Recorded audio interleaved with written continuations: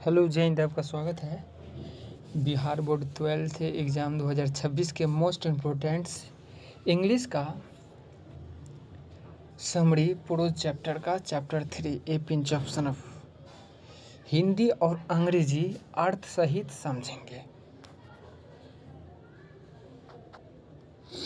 क्या करेंगे? अर्थ सहित हिंदी और अंग्रेजी समरी समझेंगे आसान भाषा में, ताकि एग्ज़ाम में कोई दिक्कत ना हो।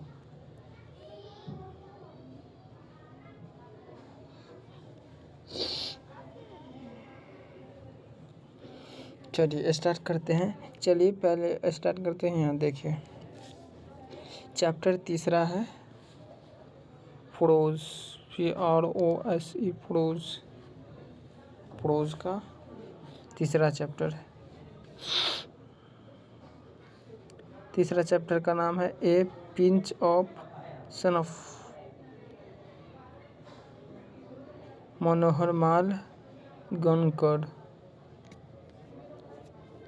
देखिए हिंदी में कहते हैं इसको, चैप्टर का जो नाम है उसको क्या कहते हैं हिंदी में? ए पिंच ऑफ सनफ का मतलब क्या होता है? एक चुटकी सूंघ मनोहर माल गांवकर। देखिए तो ये अंग्रेजी में क्या कहेंगे इसको? एक चुटकी सूंघ मतलब क्या? खैनी सूंघ। ए पिंच ऑफ सनफ का मतलब होता है। और मनोहर माल गणकर, ये इसको हिंदी में हम क्या कहेंगे? माल गांवकर इसके लेखक के नाम है। तो देखिए ये देख लेंगे हम कितने ईयर्स में एनालिसिस पूछे गए हैं, 2026 में पूछे जाएंगे। तो चलिए स्टार्ट करते हैं। अब देखिए,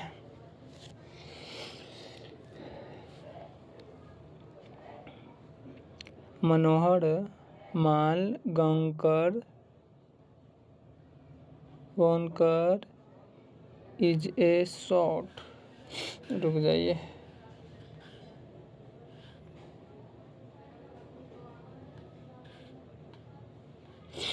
चलिए स्टार्ट करते हैं।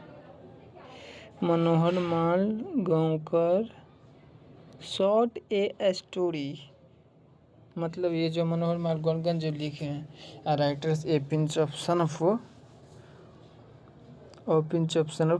को जो लिखे हैं, ये क्या है? शॉर्ट स्टोरी है।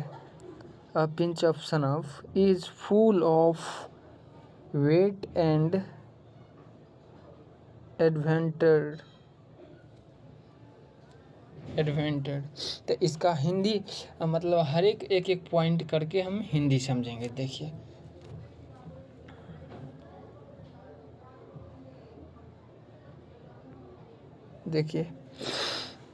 पहला पॉइंट है, मनोहर माल गांवकर की लघु कथा एक चुटकी सूंघनी हास्य और रोमांच से भरपूर है। एक चुटकी सूंघनी हास्य और रोमांच से भरपूर हैं। Full stop. उसके बाद नेक्स्ट अंग्रेजी में सॉल्व करेंगे अगला point. The readers excitement is volt of the through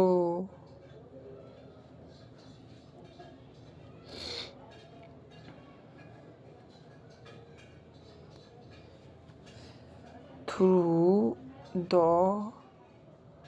profound comedy. तो एक फुल स्टॉप। उसके बाद हिंदी पहले समझेंगे दूसरा स्टेप का। देखिए दूसरा स्टेप में दूसरा पॉइंट में कहते हैं, पाठक का उत्साह गहन हास्य के माध्यम से बढ़ता है। नानू काका के पास सूंघनी होती थी, मतलब क्या होती थी? खैनी होती थी। वो खैनी खाते थे, उसी को कहते हैं सूंघनी होती थी वो। और उसको सूंघता था, कैसा लगता था? तो धक लगता था। अगला पॉइंट आप समझेंगे हम। देखिए इंग्लिश में अगला point, Nanu Kaka use to have son of full stop.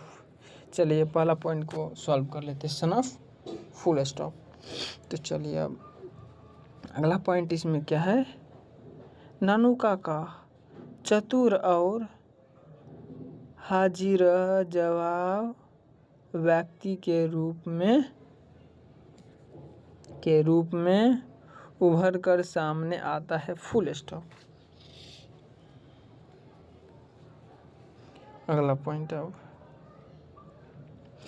देखिए, अगला पॉइंट है he attracts the readers a attention toward itself and makes the story look creative, full stop। look creative इसका अर्थ क्या होता है हिंदी में? तो चलिए अर्थ हम अब इसका हिंदी अर्थ समझते हैं। देखिए, वह सफल होने के गुर जानता है, फुल स्टॉप। वो सफल होने के गुण जानता है, फुल स्टॉप।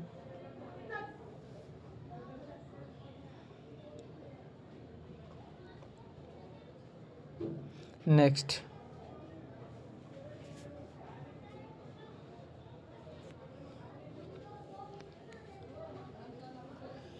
वह जानते हैं परिस्थितियों में निपटना जानते हैं,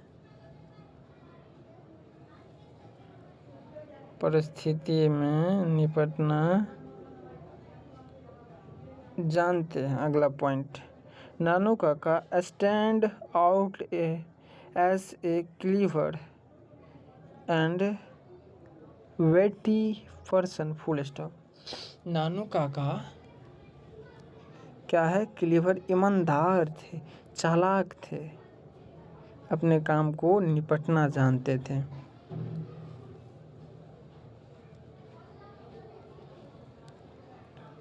तो यही पॉइंट है, ये सॉल्व जो किए हैं, वह अपने परिस्थिति से निपटना जानते थे, यही पॉइंट जो अभी सॉल्व किए हैं। तो चलिए अब हम अगला पॉइंट सॉल्व करेंगे।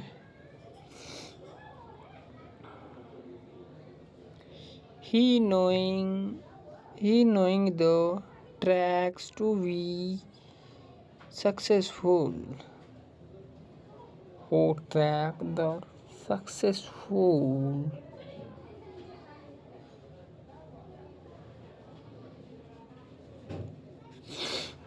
अगला पॉइंट देखिए, वो सक्सेसफुल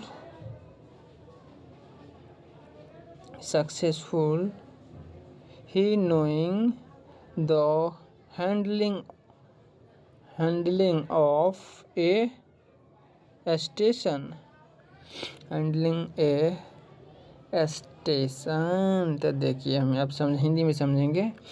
आप अपने काम के सिलसिले में वह झूठ बोलने से भी नहीं हिचकिचाता है।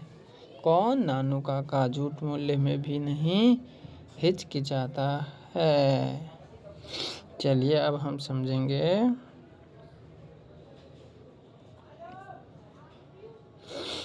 अगला point, he does not stresses to speak line in the matter of his work। अपने काम के सिलसिले में वह झूठ बोलने में भी हिचकिचाते नहीं। बस यही पॉइंट तो है था। अब लास्ट पॉइंट है, देखिए ये, द वॉल्स स्टोरी रिवलेशंस अराउंड नानू काका। तो चलिए इसका हम हिंदी समझेंगे क्या है। पूरी कहानी नानू काका के इर्द गिर्द घूमती है। पूरी कहानी जो है किसके इर्द गिर्द घूमते हैं? नानू काका के।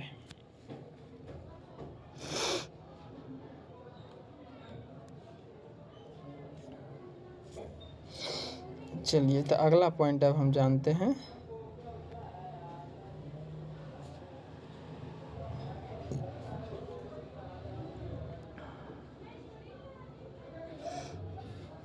चलिए अगला पॉइंट कौन सा है देखिए। पहले अंग्रेजी में अगला पॉइंट ये है, Nanu Kaka stand out as a clever and witty person. Clever at witty person. तो चलिए इसका हिंदी समझते हैं। नानू काका एक चतुर और हाजिर जवाब इंसान है। अगला पॉइंट देखिए, अगला पॉइंट समझते हैं। He knowing the tricks to be successful. To be successful, तो इसका देखिए हिंदी अर्थ क्या होता है। हिंदी अर्थ होता है, देखिए जानते हैं, उन्हें कामयाबी के गुर पता है। देखिए नानू काका को कामयाबी के गुर पता है। अगला पॉइंट, कामयाबी के गुर पता है। देखिए, he has no scruple while telling lies। Next point देखिए,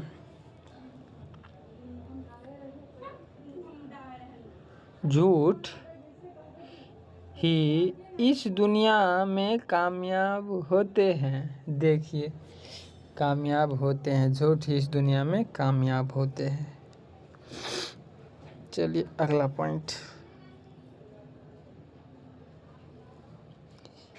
he has got all the qualities which a crafty and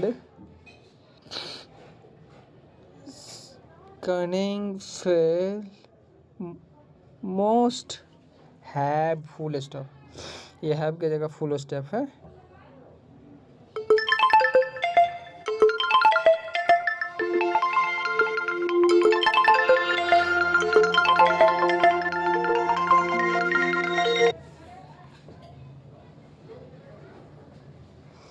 चलिए स्टार्ट करते हैं यहाँ से।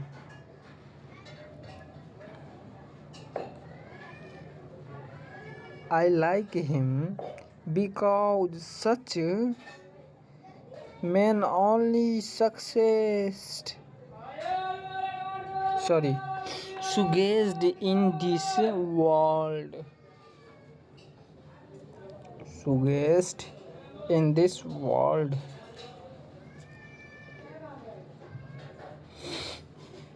देखिए तो हिंदी में समझेंगे, सुगेस्ट इन दिस वर्ल्ड। तो इसमें हम यहाँ पे देखिए किस पॉइंट पे हैं, सुगेस्ट इन दिस वर्ल्ड। इसको हम कैसे ढूंढेंगे, यहाँ पे देखिए, ये यहाँ इस पॉइंट से है। मुझे वो इसीलिए पसंद है क्योंकि ऐसे लोग ही इस दुनिया में कामयाब होते हैं। ऐसे लोग ही दुनिया में कामयाब होते हैं। चलिए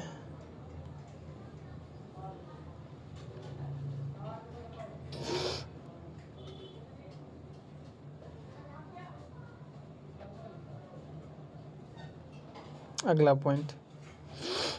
पॉइंट कौन सा है, he has got all the qualities which a crafty and caring fellow must have। तो इसका हिंदी अर्थ हम समझेंगे,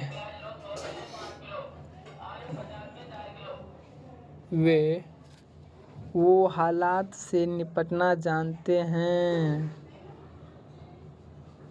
वे हालात रुक जाओ, ये पॉइंट नहीं है, कौन सा है,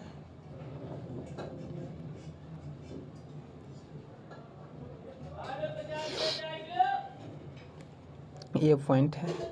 उनमें वो सारे गुण हैं जो एक चालाक और धूर्त इंसान में होने चाहिए। चलिए नेक्स्ट पॉइंट अब हो गया। He has got all quality which a crafty and caring fellow must was have। देखिए इसका अगला पॉइंट है वो हालात से निपटना जानते हैं, वो व्यवहार कुशल हैं।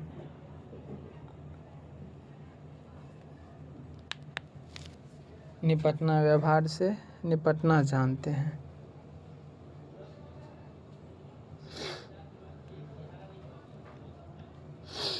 वो हालात से निपटना जानते हैं। फुल स्टॉप यहाँ तक हो गया।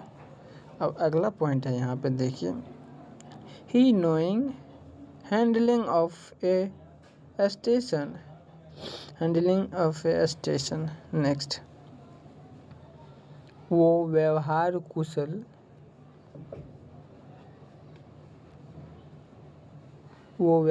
कुशल हैं और इस गुटबाजी वाली दुनिया के लिए बिल्कुल सही है।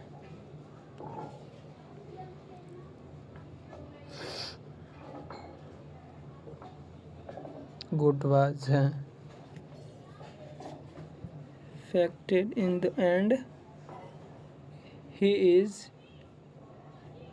tactful and head for this clicks world।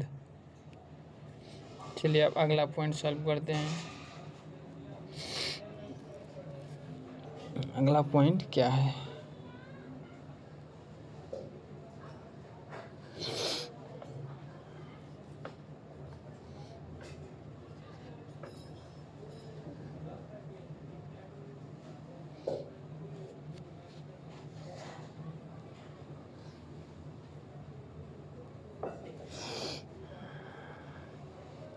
देखिए देख लीजिए अगला पॉइंट, यहाँ पे तीसरा पॉइंट।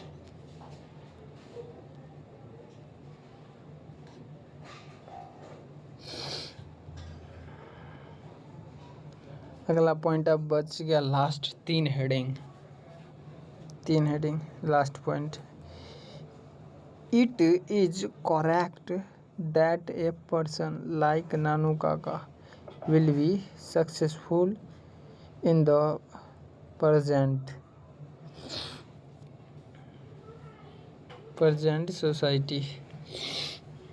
चलिए इसका हिंदी हम समझते हैं। प्रेजेंट सोसाइटी, तो ये प्रेजेंट सोसाइटी उसका हिंदी अर्थ होगा, यह सही है कि नानू काका जैसे व्यक्ति वर्तमान समाज में सफल होंगे। अगला point, people who specialize manage to do trial work easily। तो चलिए इसका हिंदी जानते हैं। easily, try work easily। झूठ बोलने वाले लोग अपना काम आसानी से कर लेते हैं, इसमें ये बताया गया है। अगला point, in the present society deceitful and defective people are given more person than the truthful and good peoples। last point, वर्तमान समाज में सच्चे और अच्छे लोगों की तुलना में धोखेबाज और कपटी लोगों को ज़्यादा तहजीज़ की जाती है। इससे हम यही समझे हैं कि समरी से जो आज के समय में झूठ बोलने वाले अपना काम जल्दी निकाल लेंगे,